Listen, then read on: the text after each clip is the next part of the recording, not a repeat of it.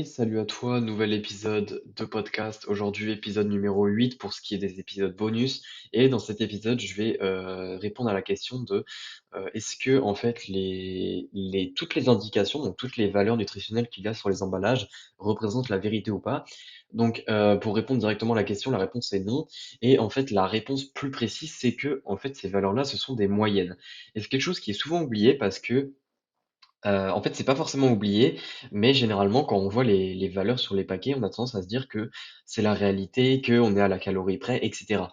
En fait, ce sont des moyennes et ça veut dire que l'aliment qu'il y a dans le paquet, ça se trouve, il a, par exemple, pour ce qui est des calories au 100 grammes, ça se trouve, il a 20 calories, voire 50 calories de différence avec ce qui a marqué sur le paquet.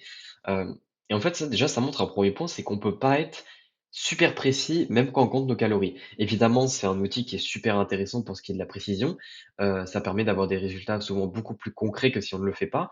Mais encore une fois, on peut pas être précis à la calorie près, c'est pas possible. Et même si, on regarde les paquets, même si, on calcule les calories avec nos emballages, eh bien, c'est pas possible parce que les emballages en eux-mêmes ne sont pas, entre guillemets, «vrais». Ce qui représente les emballages, ce sont des moyennes et pas que pour les calories, c'est aussi des moyennes pour ce qui est du taux de glucides, du taux de protéines, du taux de lipides, et aussi de certains nutriments.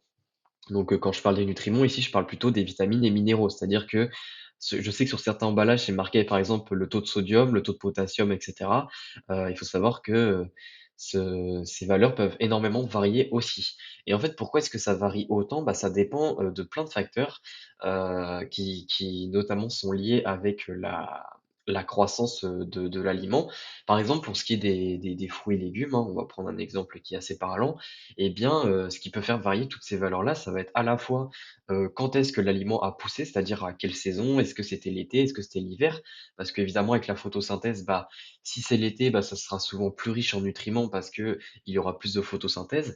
Heu, il y a également par exemple, où est-ce que c'était concrètement en géographie? Est-ce que c'était plutôt à l'ombre? Est-ce que c'était plutôt au soleil? Parce que là, encore une fois, ça va impacter la photosynthèse.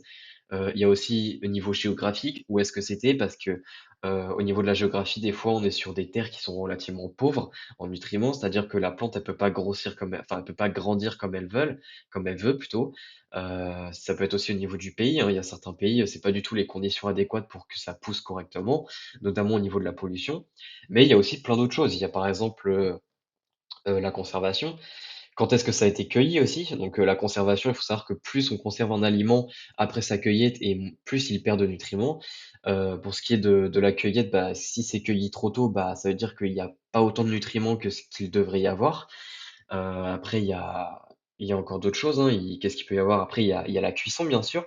La cuisson va aussi impacter les valeurs nutritionnelles, même si encore une fois on pèse, on calcule et cetera tous nos aliments crus, ça a quand même son impact la cuisson, donc faut pas l'oublier. Et puis voilà, après il y a encore d'autres facteurs, mais tout ça pour dire qu'il y a plein de facteurs qui impactent toutes ces valeurs-là.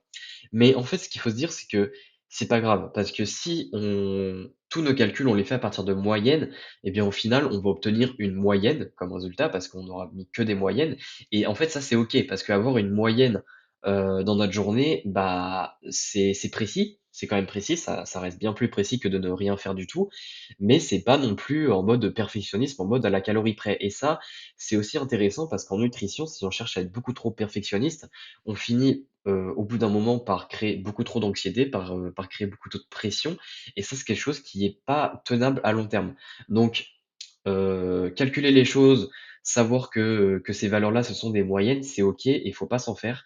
Donc, voilà, c'était une petite piqûre de rappel. Je pense que beaucoup de personnes le savaient, mais, je trouve ça toujours intéressant de le rappeler et de faire comprendre que les valeurs qu'il y a sur les emballages, c'est pas quelque chose de qu'il faut prendre au pied de la lettre, c'est quelque chose qui peut varier plus ou moins et il faut juste en être conscient, en fait, hein. Le but, c'est pas de ne plus croire du tout les emballages. Le but, c'est juste d'être conscient, en fait, que ça peut varier plus ou moins, selon l'aliment. Donc voilà. C'était, c'était ce que je voulais dire dans cet épisode bonus.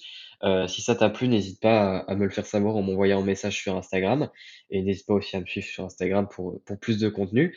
Sinon, si tu veux aller plus loin et mieux choisir tes aliments et avoir, plein de valeurs nutritionnelles pour, plus de 400 aliments, n'hésite pas à cliquer sur le premier lien dans la description du podcast, donc de cet épisode pour, accéder à la base de données BDO. C'est une grosse base de données où je travaille dessus constamment, où il y a des mises à jour et un accès à vie régulier. Donc n'hésite pas à aller voir, ça t'intéresse. Et puis sinon, on se dit à la prochaine pour un nouvel épisode. Allez, ciao, ciao.